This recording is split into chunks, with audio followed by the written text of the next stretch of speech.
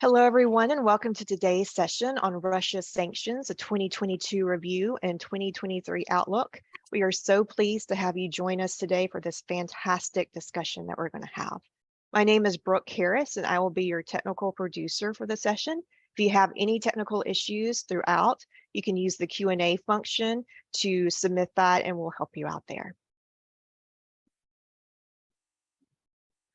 Today's session is eligible for CPE credit. This is continuing professional education credit. It will be worth 1.5 CPE. In order to receive credit, you must be active for the entire webinar and answer all 5 of our polling questions during the session today. If you are not joining us live or watching a recording or joining by audio only, you will not be able to receive CPE. You must be individually logged into the webinar to be eligible. If you're joining as part of a group connection, you will not be eligible for CPE. You can use the Q&A feature to ask questions at any point throughout the session, and we definitely encourage you to do that. And a certificate of completion will be emailed to you for all the people that do complete the CPE eligibility. Today, we are joined by a fantastic panel. We'll be kicked off by LaDan Archin. She's an Associate Managing Director at K2 Integrity, former Assistant Director at the U.S. Department of Treasury, Office of Terrorism and Financial Intelligence, and former Iran Country Director at the Office of the Secretary of Defense. We're so pleased to have her. And LaDan, I will pass it to you. Thank you.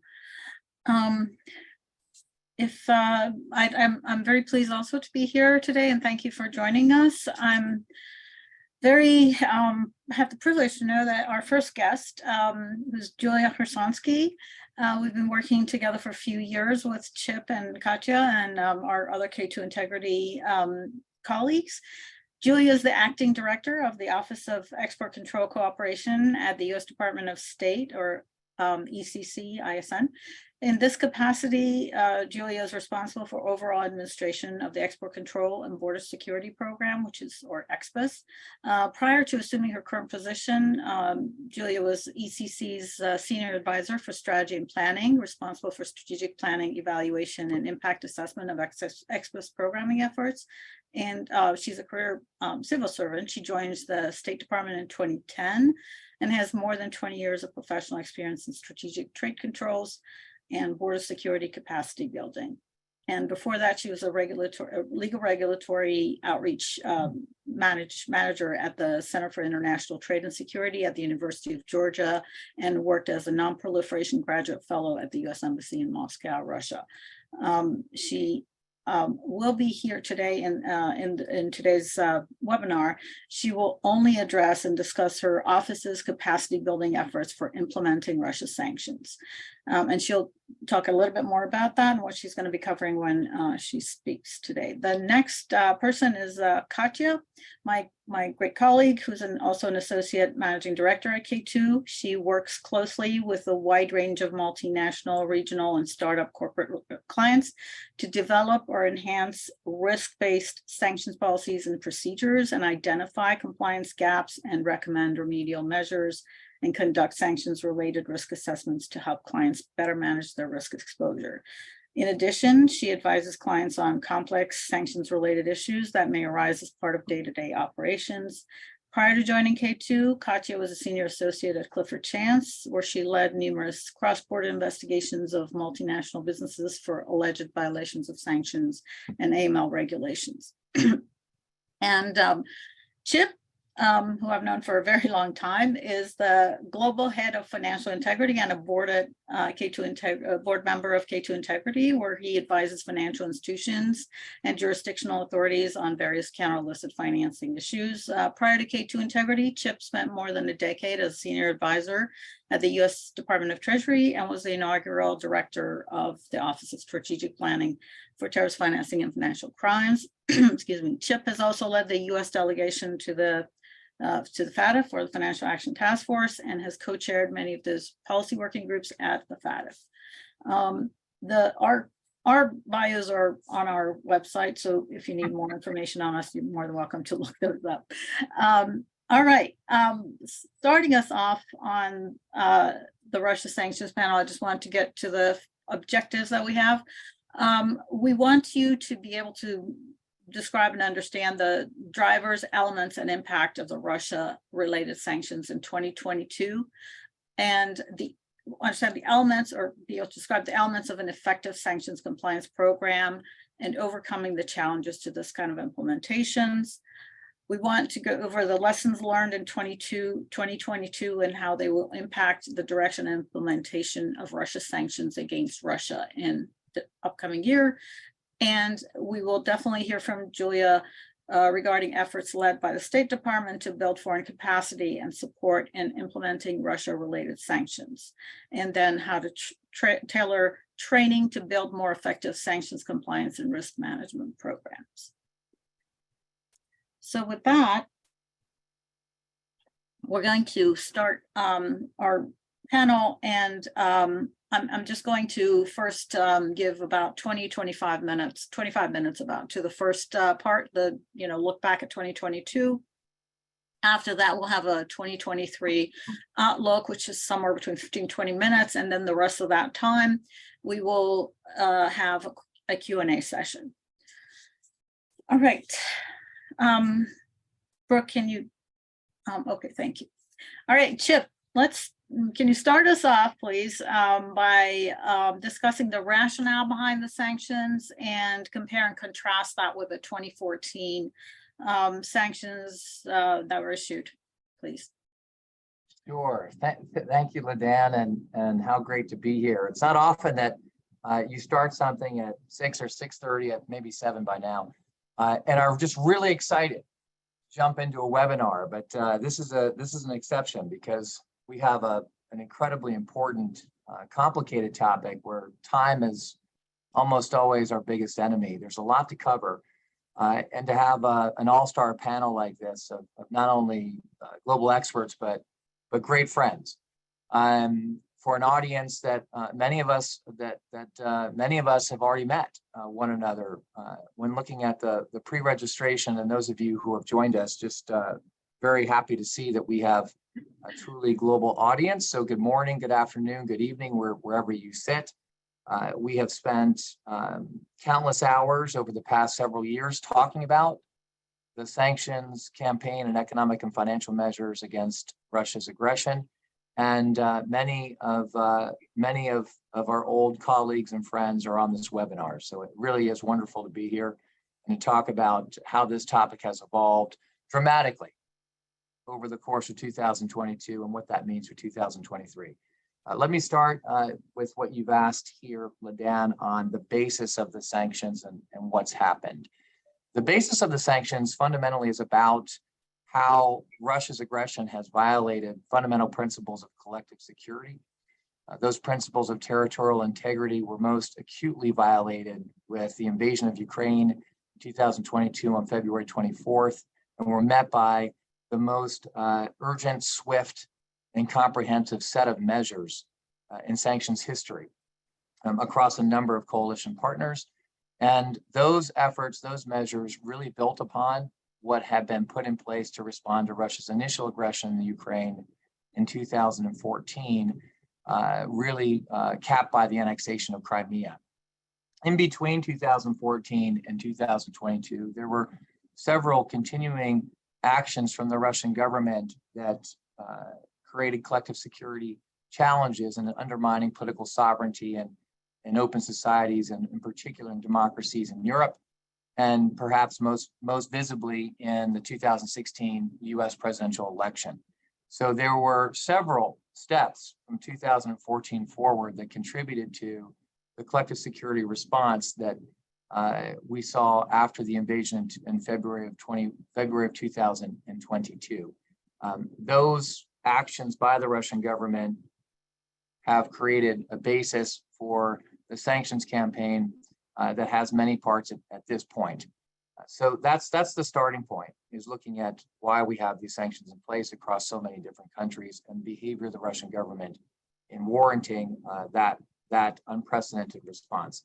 As far as the comparison of where we are now versus where we were in 2014, I would point to, I think, 4 interesting observations just based on the work that we've done together in the market over the past year. The first is simply a strengthening and an expansion of what was put in place in 2014.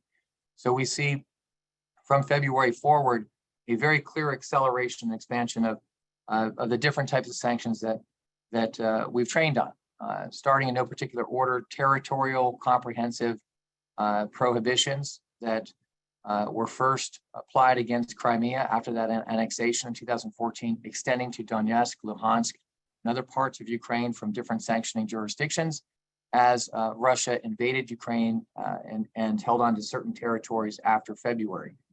We've seen an expansion, incredible expansion of the SDN list and blocking sanctions that have been applied against various elements of the Russian economy and certainly the Russian leadership, to include not just those in government, but the Russian oligarchs that have benefited from or continue to support the regime.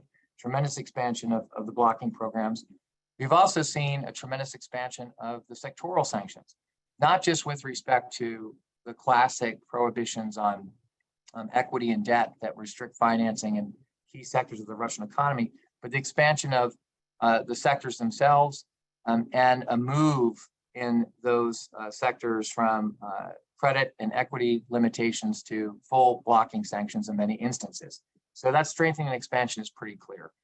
We've seen new sanctions that have been applied. And here I would point most visibly to the prohibitions on various services, particularly accounting, consulting services, quantum computing, technology, in ways that have undermined Russia's ability to get to dual use technologies and to benefit from the global economy in ways that may contribute to sanctions evasion. So those are new types of sanctions that have been issued. Third, we've seen an unprecedented set of measures to strengthen trade controls, to deprive the Russian military of getting access to the equipment and technology they need to keep their army on the battlefield. And those trade controls have been increasingly integrated with financial measures in ways that I'm sure we're going to talk about. And the last point I would say is, and we've talked about this quite a bit, unprecedented operational integration with respect to how sanctions are being applied, where we see this coordination from the EU, the UK, the US, the G7, Australia, and others represented in an operational way with respect to the repo task force against Russian elites, proxies, and oligarchs. We've seen several actions in the criminal law enforcement domain that complement what's happening in the sanctions domain, all obviously in support of what remains primarily a military campaign by the Ukrainians, and in supporting those efforts. So those are ways to think about how we compare where we were in 2014 and what's happened over the past 9 months to make this campaign more complicated, more important, and more fast-moving than any in history. Back to you, LaDan, and I'm sure we've got a lot to talk about with respect to all of those points. Yep, thanks, Chip. And as you said, we're going to get more into them as we go along today. Going to Julia, can you please, first of all, describe what your office does and what Expas's role is in supporting the USG's, United States government's capacity building efforts and implementing Russia sanctions globally? Thanks. Sure. Good morning, LaDan, and thank you for including me in this August panel. Really happy to be here again. Have worked with Chip and Katya over a number of years, and again, their expertise is unmatched. And I just want to stipulate that I'm here as a sort of representative of a government bureaucracy that is focused on capacity building, and so perhaps the nuance of sanctions implementation that Chip has described may elude me just in terms of its complexity, but it also illustrates that it probably eludes a lot of our partners in foreign governments with whom we work and to whom we provide assistance in order to build this capacity. So to backtrack, I represent the Office of Export Control Cooperation at the U.S. Department of State and the Bureau of International Security and Non-Proliferation. And the main mission of the Bureau is to prevent proliferation of weapons of mass destruction, chemical, biological, nuclear, and so forth. And so we work comprehensively with partners, both on the diplomatic side as well as on the capacity building side. And so My office, the Office of Export Control Cooperation, administers the Export Control and Border Security Program. And true to its name, it helps partners develop comprehensive export control and border security capacities. And so it is in that vein that we had sort of ventured into technical assistance on capacity building.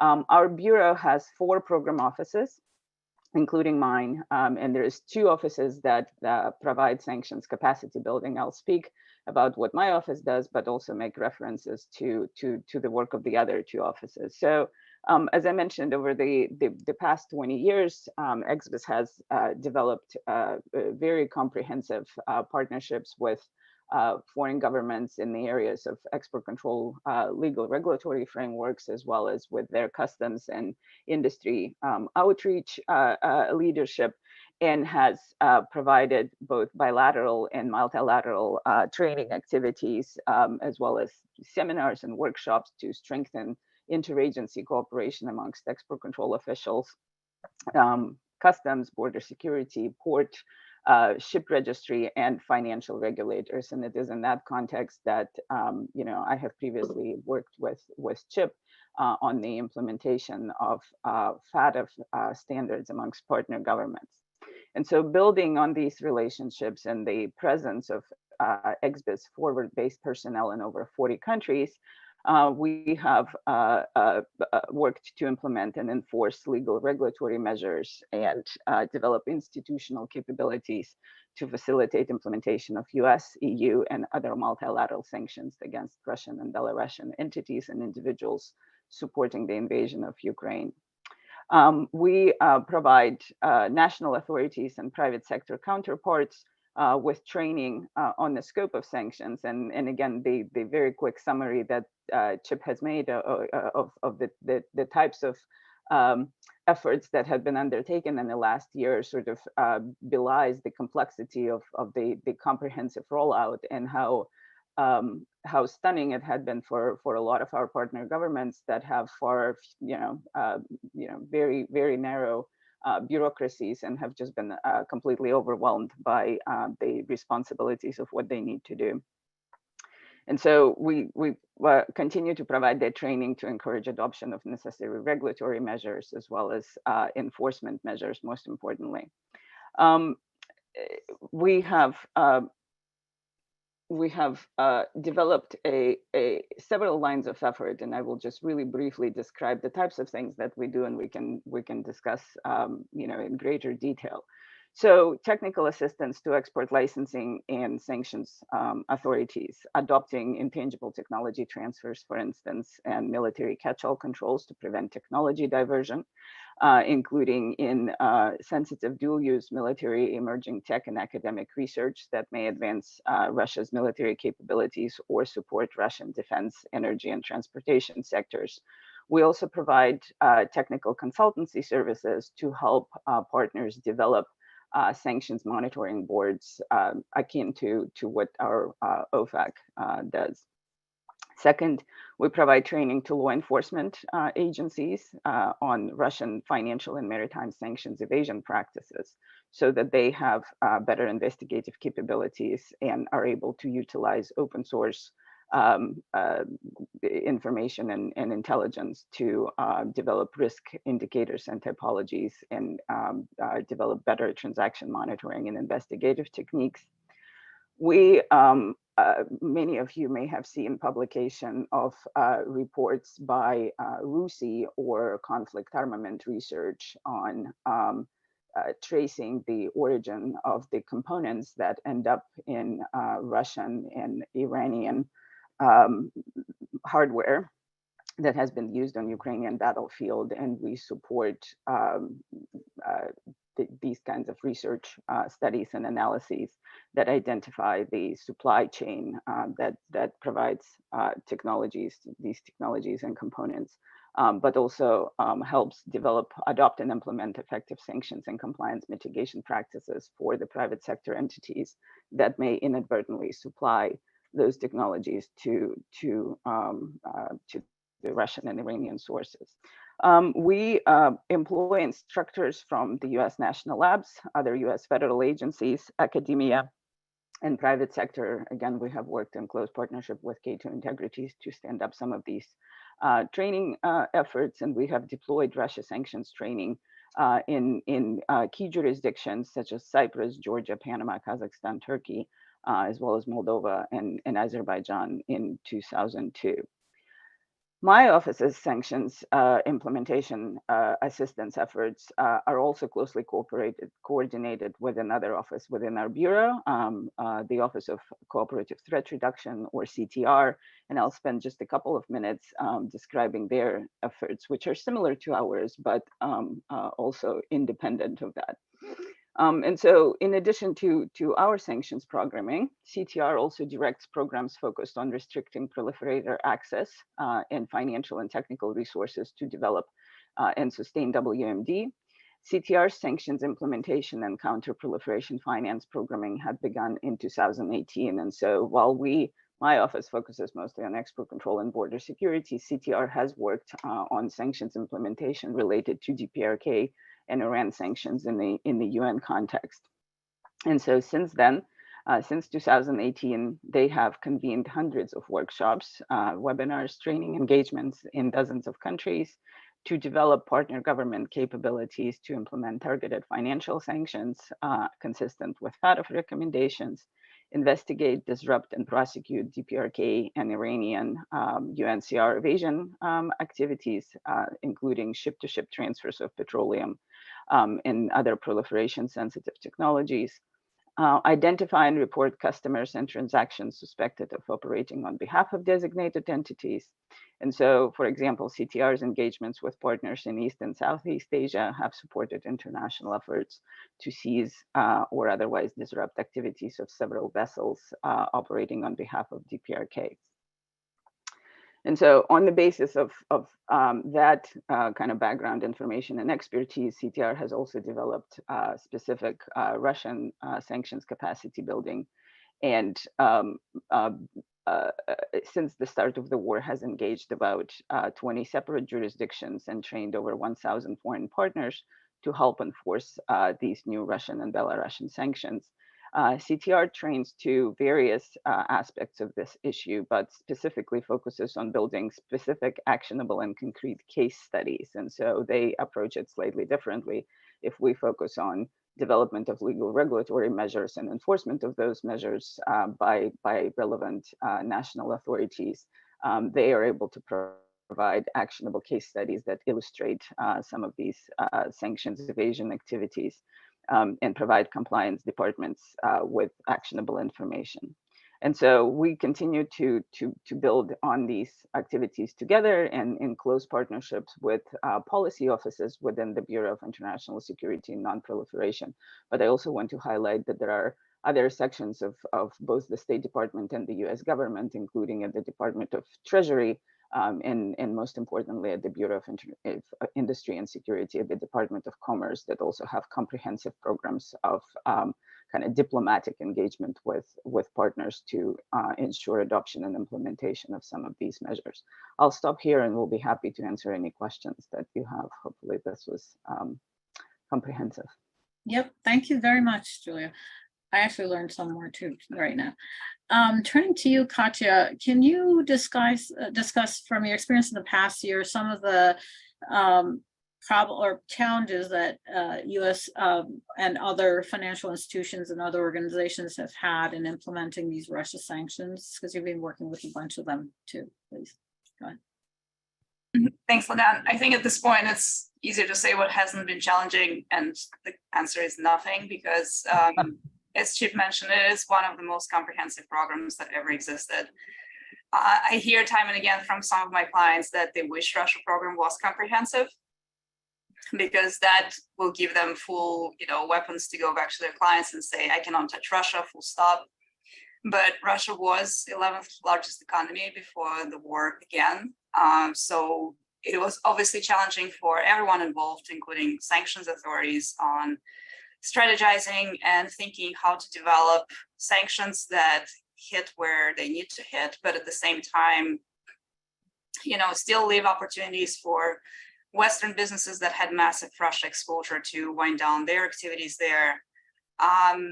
US, for example, had much less historical exposure to Russian companies, but there's a lot of businesses in the European Union, in the UK, that were Russian owned or with large Russian participation. So there was a lot of interdependencies between EU, UK, and Russia historically that obviously you couldn't just hit with a hammer, you had to go with a scalpel, trying to figure out, you know, how to unwind Russia activity, but at the same time not cause massive disruptions. We all heard about skyrocketing gas prices in the EU, Russian banks that had large presence that had to be closed down because they were owned by, you know, by Russian financial institutions. Obviously, it affects people firsthand because they have deposits in those banks. So a lot complexity. And as you all know, there are sanctions designations or directives or pronouncements every week, if not every day, especially at the beginning of the war.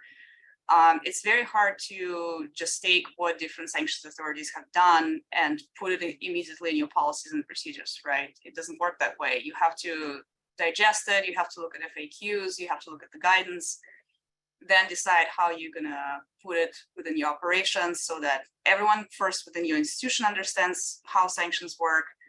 But then also you need to explain to your clients why certain things you cannot do.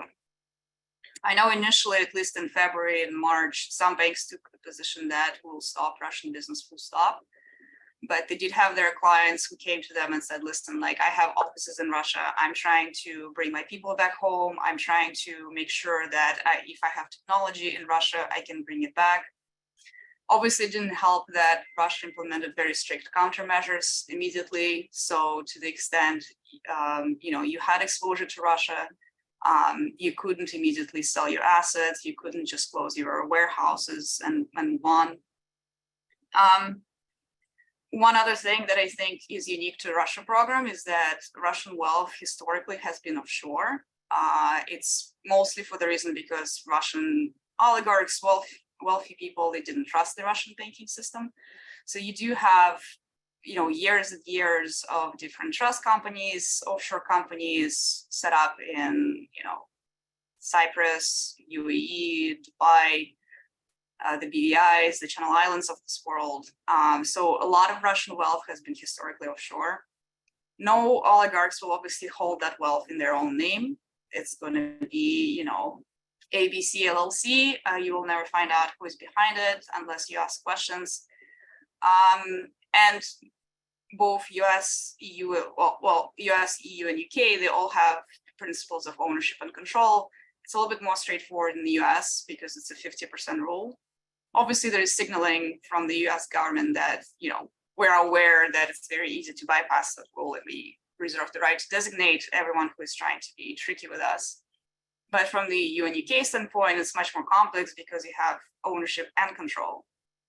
And while ownership is somewhat publicly available information, even though a lot less so, because once the sanctions were imposed, Russia immediately closed all public registries for outside access. You have control, which is very hard to establish unless you really have documentation available from the company that shows their corporate structure, that shows you know, composition of the company. You would not know who controls it. And add to that, UK moved to make their sanctions regime strict liability regime in summer of this year. And here you go. So say you caught a transaction that you identified Russian link to, how are you going to figure out if a company is controlled by a Russian oligarch?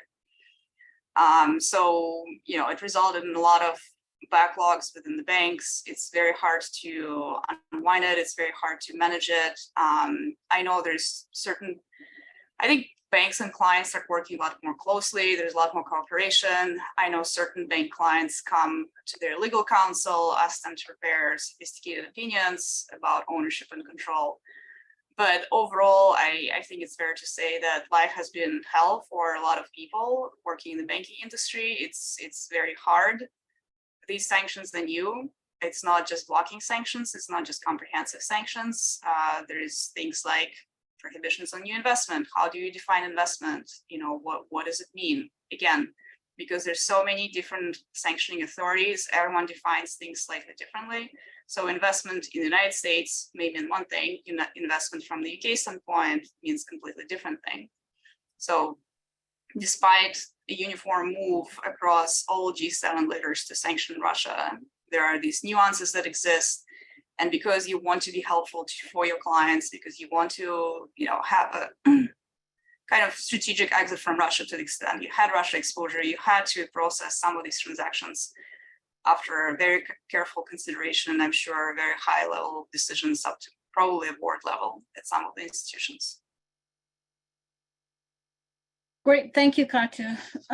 You've answered some of the other questions I had right now. We'll go more into that as well. Thanks. Chip, you brought up export controls and trade restrictions and trade prohibitions. Can you explain a little bit about how these measures have evolved in the past year and what's the rationale behind adding export controls to this sanctions measures? And I know you're smiling because you probably think Julia is the expert on that, but you can try to answer that question. Well, Dan, I love you. You are awesome. You always have a great nose for where to go, right in the seam of where we need to be in the conversation, and this is not my strength, as you know. The export control regime, we know enough in our practice to be able to advise financial institutions and jurisdictions, but the complexity of how this regime has been integrated with financial controls and AML, CFT sanctions regimes is one that it continues to evolve, and I think everybody is learning together on this. So I'm glad you pointed us in this direction. I think it's the most difficult part of compliance and risk management. And I'm going to try to explain why. First, when you look at what we call the rise of strategic trade controls with respect to combating Russian aggression, it's important to recognize that the vulnerable elements of the global economy to trade controls traditionally have focused on those items that are subject to dual use controls. And those items are traditionally ones where we're looking at multinational corporations engaged in controlled technologies, the manufacturing, distribution, import, export, trade, and ultimate end use of those items in ways that are controlled for national security purposes to prevent those technologies from falling into the wrong hands, in the wrong places. And that set of constituents has relied, like every other element of the global economy, on financial services. The challenge has been that for financial institutions, trying to recognize which of their customers, which of their products, and in which markets these risks are more apparent has been very difficult. The good news is it's not new. And so I was very happy to hear Julia talk about the role of her office historically in focusing on combating the proliferation of WMD items. That is work that in my old life at Treasury, we were working very closely together with Julia's office in raising awareness at the global level through FATF, and certainly in an operational level in key relationships to draw attention to the importance of financing in combating the proliferation of WMD. And the rationale here was very similar to what ultimately underpins the AML CFT regime and sanctions, where the provision of financial services is essential to allow proliferation networks to operate. That experience is one that clearly financial institutions are drawing upon in this campaign, which is much more expansive, because we're talking now about a much broader set of items that are subject to export controls with respect to Russia as a destination and Russian end users. And that has complicated risk management regimes for financial institutions who may not have segmented out their products, their services, their customer base, and their markets through a Russian export control lens. And that is something that is now happening at different paces and different frequencies and with different types of expertise in different parts of the world. It's a big part of, as you know, LaDan, the training program that we have developed together with Julia's office in integrating what have been classically AML CFT regimes, sanctions regimes, and export control regimes into a comprehensive and operationally effective set of controls. So how is it that financial institutions, how is it that underlying corporates are managing these risks? We saw in June of last year an unprecedented advisory from the Department of Commerce's Bureau of Industry and Security, with whom we have trained, as you know, under the auspices of Julia's office, and FinCEN, our financial intelligence unit at the Department of Treasury, that advised the market, financial institutions, corporates, here and abroad, about different risks associated with the evolving export control regime against Russian end users and Russia, and the financial dimensions of those risks. That's never been done before, and it was remarkable, not only in confirming the importance of integrating these two traditionally separate controls, export controls and AML CFT, but doing it in the context of a sanctions campaign, right? So you've got an FIU in charge of administering and implementing AML CFT. United States, you've got a Bureau of Industry and Security in charge of implementing dual use export controls around what is really a sanctions regime that is administered and implemented through OFAC, as you know. So it really represented the integration of these efforts, and it contained a lot of information about specific risks and about controls that financial institutions and corporates should be considering. The only thing I'll say, in addition to pointing people to that advisory, is that the work, once you start to roll up your sleeves, it becomes more and more apparent how important underlying AML is to all of this, because it is on the basis of AML that financial institutions are familiar with the segmentation and risk scoring of different client segments, products, and markets. And what in this case may appear to be relatively straightforward initially has become more complex because of diversion concerns, because of the complexity of US export controls, because of the lack of systemic expertise and understanding those controls and the requirements associated with US origin products or US origin items, the reality that US jurisdiction attaches to those US origin products or items rather than the US person, and so it stays with that product wherever it goes, that many of these US origin items are transshipped or re-exported in ways that evade trade controls and that implicate countries that may not be immediately obvious as points of diversion for ultimate end use in Russia. So those risks are what we see and what we've been training on, as you know, in markets that don't necessarily seem to have a geographic connection to Russia,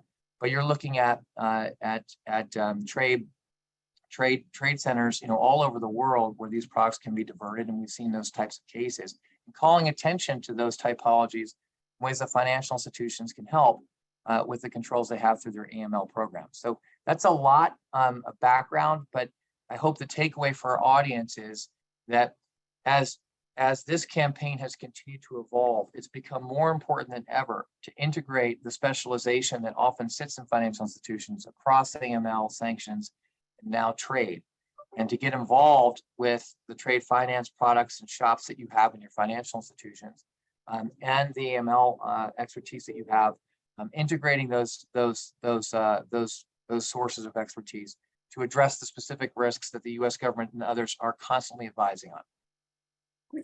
Thank you, Chip. I'm conscious of the time and also the fact that we haven't done any polling questions that we need to do for you to get your credits for this. So I'm going to ask Brooke to pull up the first polling question, if you will. We'll do two in a row. Did your organization, whether in the public or private sector, provide training in 2022 on sanctions related to Russia? Choose one of the below, either no or yes through an internal training session, or yes through an external training vendor, or that no, your organization didn't provide it themselves, but they reimbursed individuals for the cost of attending external training on sanctions related to Russia. Please give us your answers and we'll post those right away too.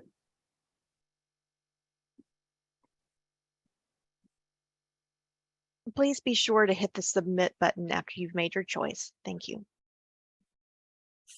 It says here, LaDan, that we cannot vote. Yeah, apparently they don't trust us to vote correctly. Well, I'll just say this while people are contemplating that question.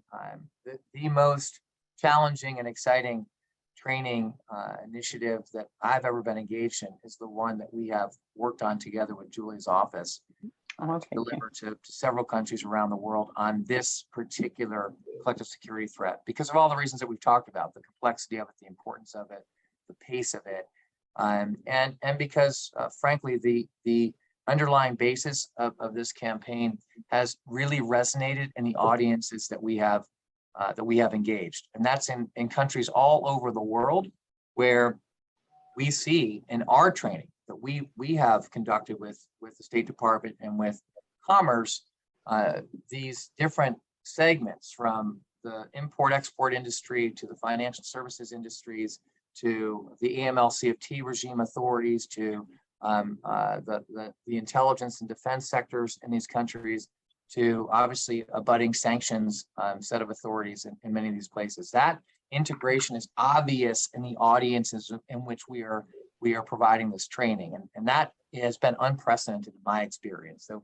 a lot to do, but at least through the last several months, a demonstration, an indication of very strong interest in exactly where that question is getting to, which is providing specific training on issues of this caliber of importance and complexity.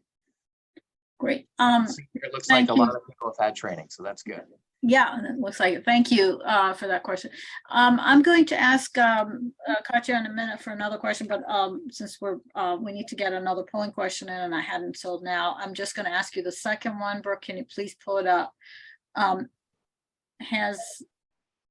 Has your organization, whether in the public or private sector, adopted guidance or issued a specific policy regarding sanctions related to Russia?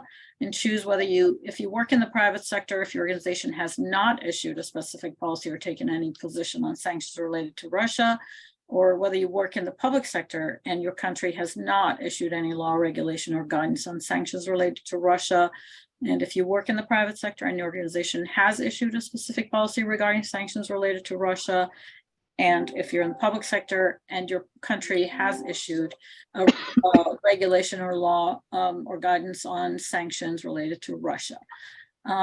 While people are answering that question, I'll move to Katya, because you started talking about, Katya, about sanctions evasion techniques that can you expound on that and discuss more about some of the countermeasures, some of the other sanctions that have also been, and some of the stuff that Chip talked about in terms of countering some of those sanctions evasion tactics, as well as start for a little bit of a foray into what Chip originally had talked about the sanctions that were announced last year against the prohibition of providing accounting, trust, and corporate formation, management consulting, and quantum computing services to any person located in Russia. That was a mouthful, but I'm sure you got that all. All good, yeah. So Russia evasion tactics, I think it's fair to say there's nothing really new. Everyone who's worked in the sanctions world have seen all this before with regard to Iran and North Korea. I think what has been new is, and there is some criticism of different government authorities that the response in 2014 was not as strong as it could have been after the Crimea invasion, and that ultimately Russia just felt like it was a slap on the wrist. There was a few sectoral sanctions designated, but all in all, it was business as usual. Russian economy continued to grow, but it also gave Russia and Russian actors a lot of time to prepare potentially for the war in terms of hiding their wealth, creating more and more sophisticated, complex offshore structures, trust, moving more wealth abroad, making sure that, you know, it's not news, but for example, all Russian oligarchs are divorced because they don't want their wives to be hit by sanctions, even though they continuously live together. So it's all these small anecdotes about Russian efforts. Again, majority of the Russian wealth is offshore, so this is where your highest risks are, because you're not going to see financial transfers in and out of Russia for purposes of sanctions evasion. It's all going to be moving through Dubai, through the UAE, through Turkey, through other neighboring states. lots of Russians opened bank accounts in Turkey and the UAE. If you look at the press reports, Russian buyers became the largest segment of buyers of Dubai property in 2022. So Russians are obviously moving to put their assets in a stable assets. So it's not just monetary instruments, but real estate, art, luxury goods, luxury cars. So you'll see a lot of movement there. Russian wealth also historically has been very informal to some extent. We dealt a lot in my prior life with a lot of investigations where you have offshore companies that change ownership overnight or over a few, hours. It's just by way of email. You see laughable agreements, like one-page agreement that for consideration of $1, I give you ownership of this company that is a holding company and owns 50 billion assets in Russia, something like that. It's quite interesting. I think there is misconception in the Western world that if you are owning a massive business, you will have to make sure you have processes in place to transfer ownership. It's absolutely not true with regard to Russia. We've seen companies transferred to household members, members of security staff, unknown students living in Russian suburbs. Again, like you're just going to be holding assets on behalf of the Russian oligarch. So there's a really vast network of enablers who, for a small fee, are willing to do that. So I think a very sophisticated move from the sanctions authorities was to impose restrictions on providing corporate information services. So, for example, the Channel Islands that adhere to the UK sanctions regime no longer can provide those services to sanctioned Russian individuals or Russian nationals, period.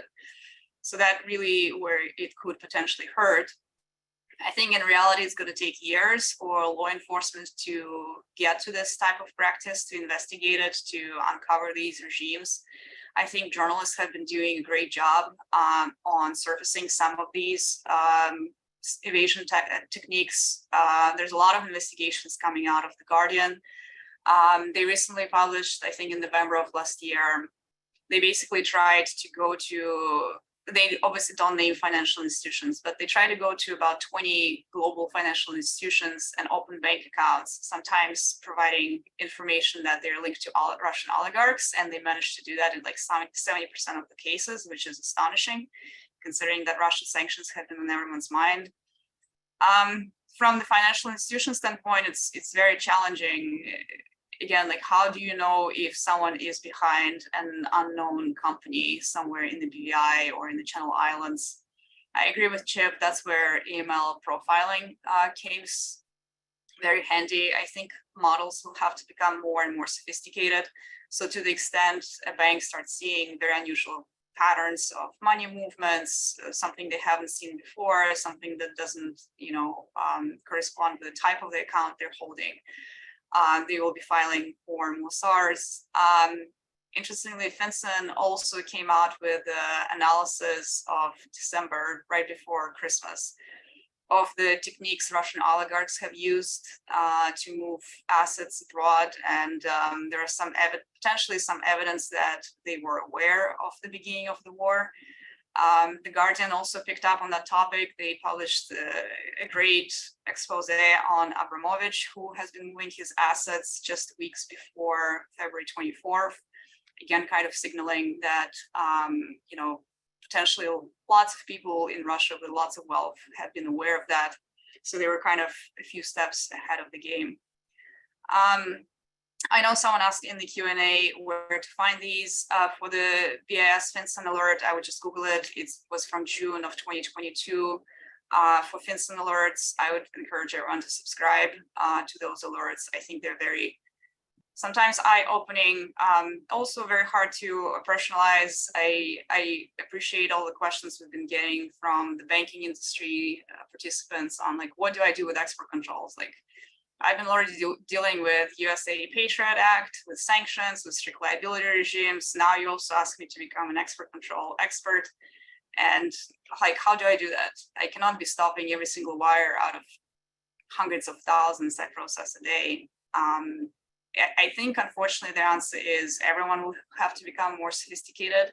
I am hoping that sanctions authorities and enforcement agencies go more aggressively against companies that actually enable that. So really, tier one companies who are helping Russians to evade sanctions, who are continuously flowing goods to Russia in violation of export controls, so that the onus of compliance is not just on the banks alone, but I think it will have to be a cooperation between everyone involved. Well put. Thank you very much, Katya. As we go to the third polling question, since we're heading against the clock, I'm just going to read that. Has your organization developed an internal working group or work stream to track or keep apprised of sanctions related to Russia? Yes, if you're private sector, yes, if you're public sector, no, if you're private, and no, if you're public sector, choose between those. And while we do that, I'm going to tell Chip with an eye to the clock, if you could please talk about, the first, as we talk about wrap up 2022, talking about the oil price cap that came up, and the rationale behind that, and ask Katya also to chime in about how to actually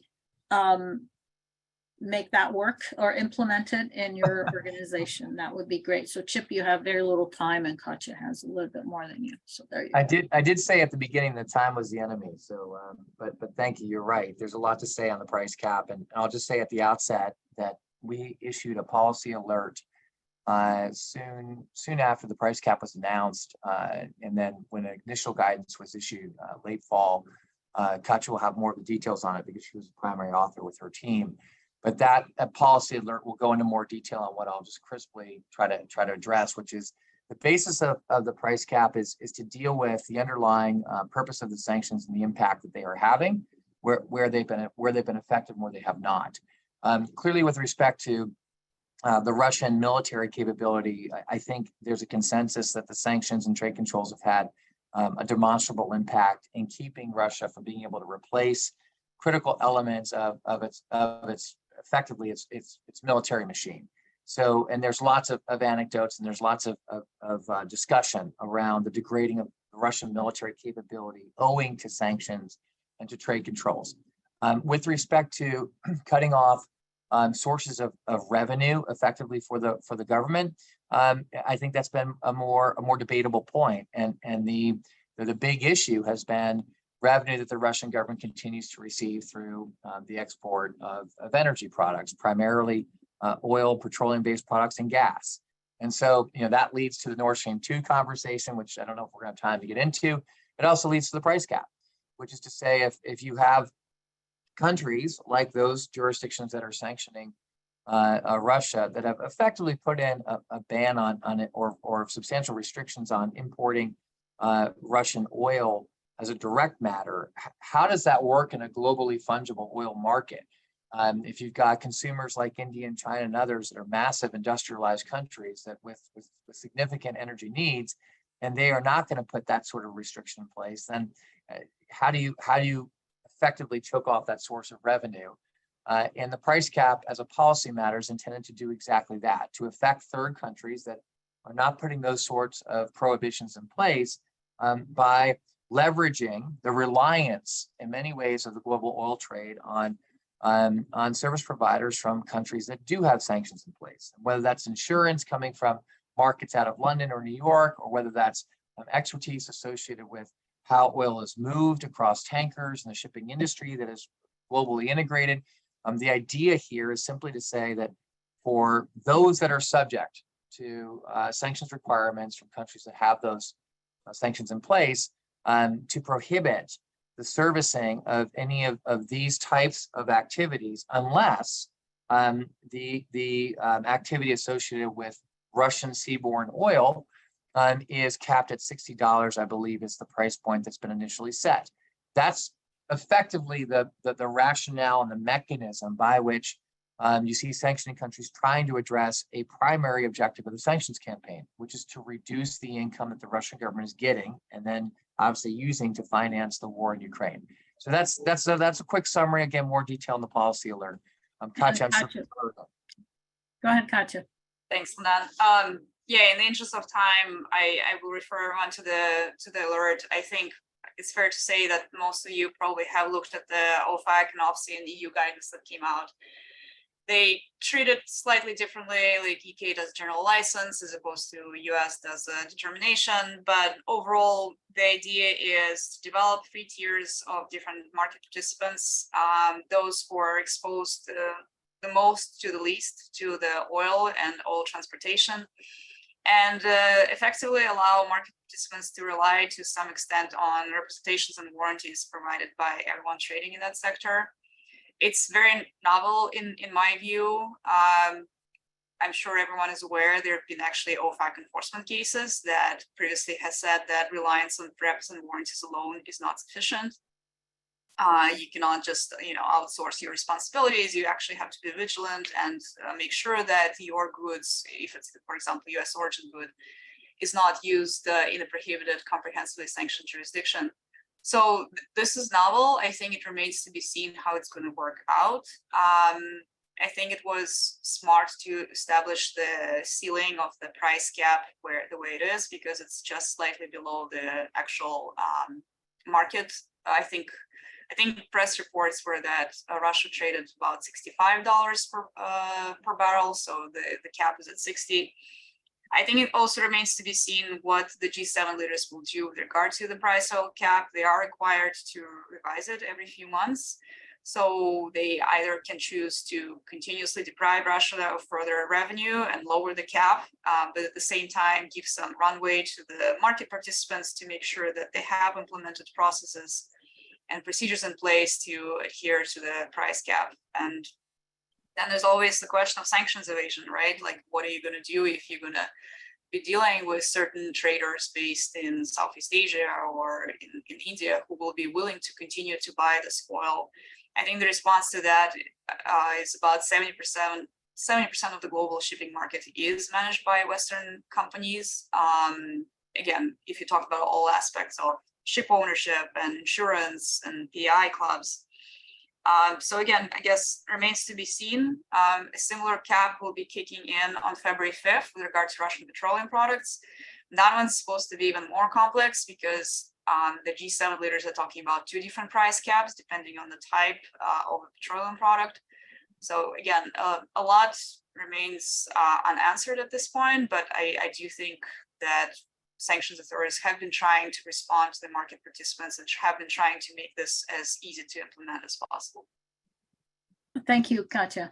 While Brooke brings up the 4th question, I'm going to ask Julia to please, I'll get to Julia in a minute, but I'm going to read the poll questions first. Has your organization established mechanisms to collaborate with other organizations to address sanctions related to Russia? And that is either yes, whether you're private sector, yes, public sector, no private, and no public sector. All right, Julia, can you please give us an overview, finally back to you, overview of your office and your works, look back on 2022 and give us a little bit of information. I mean, not a little bit, but please talk about the year ahead and what you've done this year, what you're looking forward to this year in 2023 and beyond for implementing Russia sanctions. Thank you. Yeah, no, thanks, Ladan. And again, appreciate having the opportunity to sort of share these perspectives. I think I'm going to build on everything that Chip and Katya had said about the complexity, the unprecedented speed of the rollout of sanctions and unprecedented complexity just in terms of scope of everything that is now covered. From kind of tangible goods and dual use products and military products all the way to to petroleum products. I mean, it just stunned most of the partners that we work with. I should have said at the beginning that majority of the countries to whom we provide assistance are not your wealthy, developed, Western economies, and so they have smaller bureaucracies, and their ability to kind of cope with that is very challenging. The second issue that we have discovered is something that I think some of the questions are kind of pointing to, is the integration between kind of your traditional export control authorities and some of the entities or agencies within host governments that are responsible for financial regulation and shipping registries and so forth. So bringing together the different strands of the national government to work comprehensively on one as a sanctions monitoring board or some other such entity has been a challenge for many partners. Katya had alluded to the fact that it's really, really difficult to identify, ultimate beneficiary ownership of some of the Russian entities. And so that is another challenge for many of our partners in both jurisdictions that possess a lot of Russian wealth, but also just in general identifying linkages to the sanctioned entities in your jurisdiction and being able to mitigate those risks appropriately is very challenging. And then there's just pure economic drivers, right? Yesterday I had shared with Ladan an article that was published in some European newspapers about importation of Belarusian wood into the European Union. Obviously, those imports are now subject to restrictions because Belarus is under sanctions, and we want to deprive the Belarusian regime from means of assisting in the Russian aggression. And yet, there are, traders that are clearly taking, Belarusian wood, labeling it as coming from Kazakhstan. Kazakhstan, for those of you that are not familiar with geography, is mostly steppe. There's hardly any wood there to be found. And yet, you see import documents clearly stating that this wood is coming from Kazakhstan. Kazakhstan is not subject to sanctions, and so the trade continues. And so at the very micro level, working with national authorities to be able to identify, falsified shipping documents, and then trace it back to who's issuing those shipping documents in their countries or in their neighboring countries, and how do you verify the legitimacy of some of the shipping paperwork has been, quite a challenge, unrelated to the Russian sanctions specifically, but still quite significant in our world. And then finally, just very limited means that our partners have to identify and regulate properly, the scope of items, that are subject to control by the dual use or the multilateral export control regimes. But now we have added this whole sectors of economy that are not dual use and therefore are available commercial off the shelf. You can semiconductors, for instance, computer boards, all of these things that you could just buy on the open market and ship easily. How do you regulate that from just an economic perspective? Preventing exports of all of those materials, outright would just tank economies of most of our partners. But how do you select out the sort of the Russian traders or the traders linked to Russia within your jurisdictions have been quite challenging. So, you asked, sort of what we're going to be doing looking ahead. We're going to continue to provide training to just appraise most of our government partners of the new sanctions that are being imposed, so that they keep up with what's happening, which is has been a challenge in most jurisdictions. But also, and this is again, I credit Chip and you and our colleagues at K2 Integrity is offering certification programs to some of our public and perhaps private sector trainees or participants, in order to be able for them to have the individual means of keeping up with the sort of evolving sanctions landscape, because we can't train every single person, but if we offer them a certification similar to what folks are getting here, perhaps they will have independent means of staying on top of this.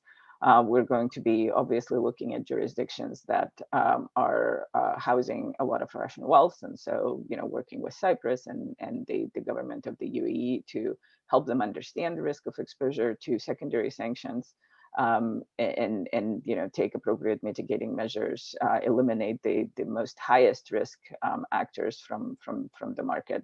In that way, we're obviously looking at some of our multilateral export control regime partners that have not yet adopted appropriate sanctions measures, and seeing how we can persuade them to take restrictive measures in that regard. And then there is just a whole scope of countries that may want to do the right thing, but have don't know where to start, so to speak. And that's probably our our largest market of trying to give them the information and help them identify how that isn't still in their national best interest. And this is something that, to go back to the origin of our conversation, what Chip had mentioned at the beginning, having effective AML regimes, for instance, isn't just going to help you with the implementation of the Russian sanctions. It's going to help you across the board in making your own government more effective, more transparent, and more reliable as an international, to your trading partners. And so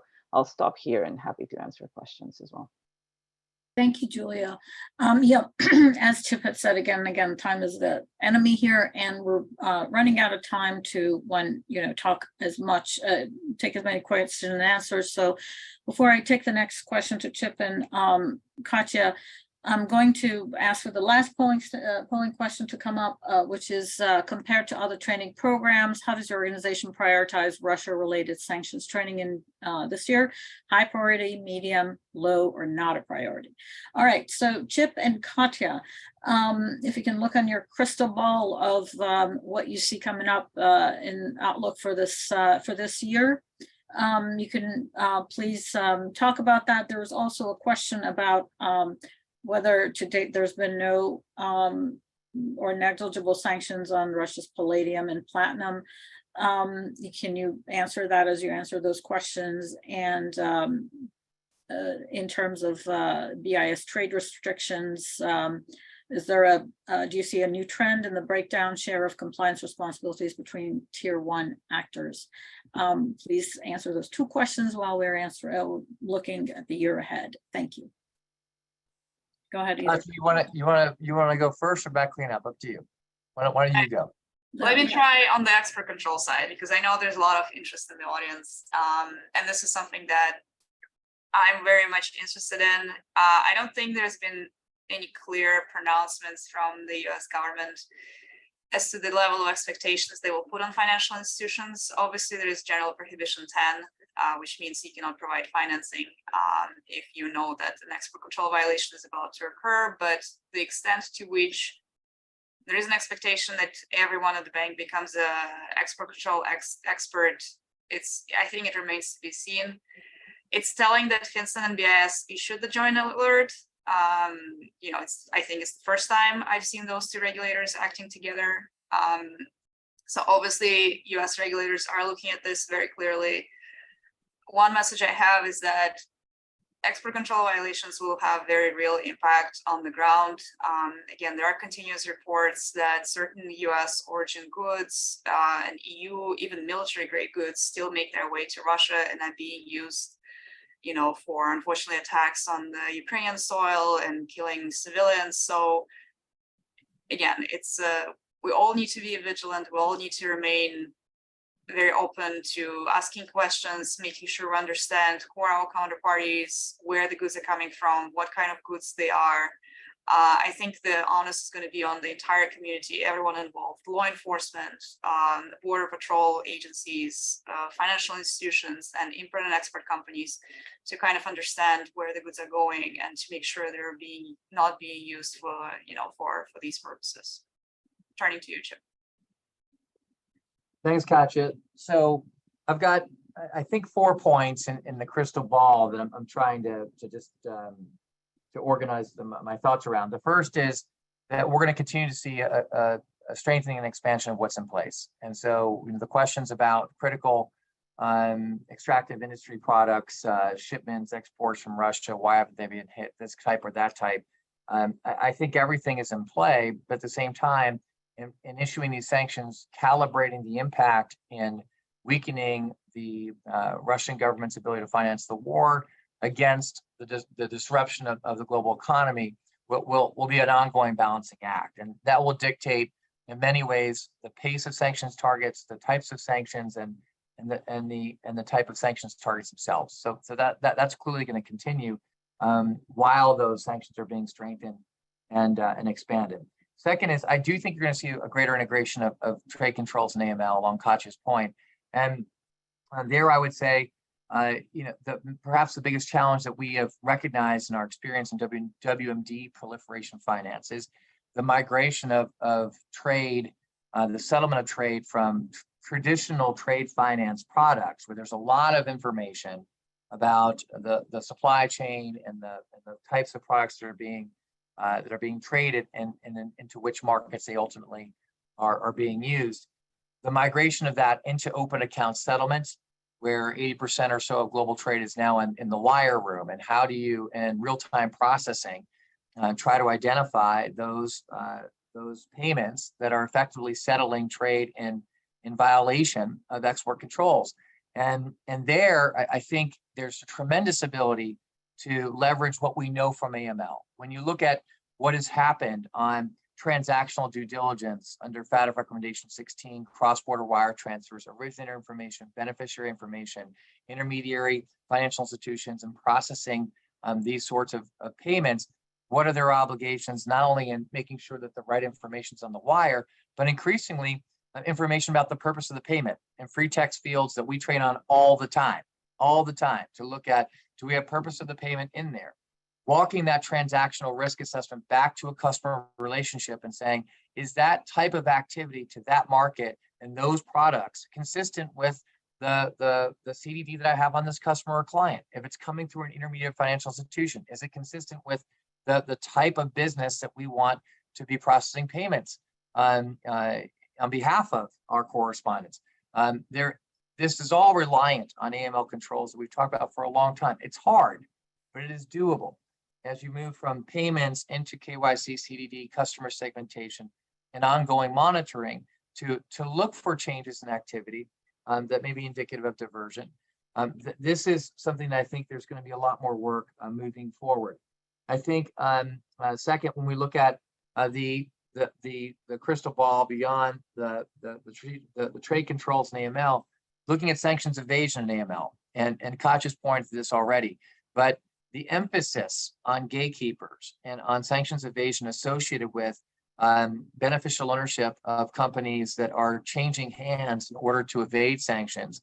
The antidote to that is obviously KYC, CDD, but it's also about gatekeepers that are involved in creating networks of shell companies through company formation processes. And you see lots of attention appropriately on AML reform, looking at financial centers to strengthen their company formation processes for greater transparency as to beneficial ownership of legal entities that are created, registered, or authorized to do business in these financial centers, and on the gatekeepers themselves to adopt AML programs to manage those risks. I think we'll see more of that.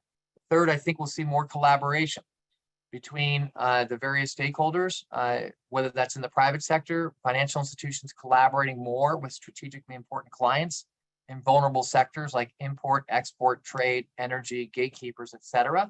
There needs to be more of it. We've seen some of it. There needs to be more of it.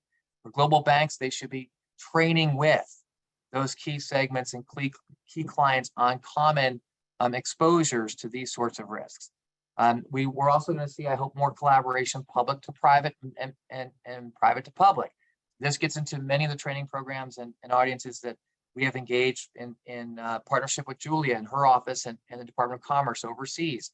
We're looking at public sector authorities and private industry training together so they understand these risks and can facilitate more of a partnership and how to address these risks through guidance and ongoing communication about risk management to address these risks. We're going to see, I think, further capacity building, absolutely essential beyond the collaboration to manage these risks, building capacity in financial institutions, in the global economy, particularly import, export, and trade, and in governing authorities around sanctions regimes that need to become more operational and more integrated with law enforcement, AML regimes, and obviously strategic trade controls. So I think we're going to see all of that moving forward. And as that happens, there will be more and more questions about, well, why do we need to do this? Because this is hard and it's expensive. And I want to end on this point. As hard and as complicated as this is, the alternatives are worse. When you look at the headlines and you look at the news channels that are showing the results of Russian aggression on the ground in Ukraine, it's devastating. And when you think about the bravery of the Ukrainian people and standing up to that aggression with their own military response and the civilian casualties that they are enduring, then asking ourselves in a global community that is reliant on principles of collective security to allow us to survive and thrive, the implementation of these sorts of controls and measures is having a real world impact and is a sacrifice that pales in comparison to what's happening on the ground. So if we want to live in a globalized economy and society, and we want to play by global rules, then those of us that are not on the battlefield have a responsibility to support those that are defending those principles. And that's something we've already seen with respect to reputational risk and the self-sanctioning of companies pulling out of the Russian economy. But it's not enough. We have to do better in understanding these complexities and implementing these requirements in ways that have a real world impact and choking off Russia's ability to continue this aggressive behavior. And as we do that, I think we will learn lessons that can be applicable to other countries that may be harboring similar sorts of intentions of territorial aggression or invasion of political sovereignty or territorial integrity. So that is, to me, the basis of why we do what we do, and it justifies the time, expense, and effort that we are collectively undertaking to address these threats through economic and financial measures that can support those principles of collective security. So sorry for the soapbox, but thank you all for everything that you were doing out in the audience to be a part of this mission. And I hope we see you in 2023 as part of our global training efforts, and certainly look forward to doing that with Katya, Ladan, and Julia and her team. Thanks, Ladan. Thank you, everyone. Thank you very much, of course, Julia, for coming to the panel and speaking about your office's work. Thank you, Katya and Chip. Unfortunately, we weren't able to answer all the questions, but if we have your information, we might be able to connect with you. Katya, do you have any? I know we're way over time, so thank you everyone for participating. Thank you very much, Julia. Julia, any parting words? No, thank you for the opportunity. Again, as I mentioned, we're going to continue to work with K2 Integrity on rolling this out in many of our partner countries. Look forward to seeing you on some of these exchanges, and welcome questions. Ladan has my email. If there are any questions that I can personally answer, happy to take them for consideration. I do see one question about drone components. Most of the stuff that we're seeing is unfortunately not weapons grade. It's commercial of the shelf stuff that is ubiquitous and widely available. But we're actively engaged in tracing the supply chains of those components, and we'll look to conduct outreach to both companies and in jurisdictions through which those pathways are going. So just wanted to assure you that we're keeping up with it, and thank you for the questions. Thank you. Yes, thank you for the questions, and thank you again to the panel. This was great. Hope to see you in our next webinar. Thank you, Brooke. Thank you, everyone. Bye-bye. Bye.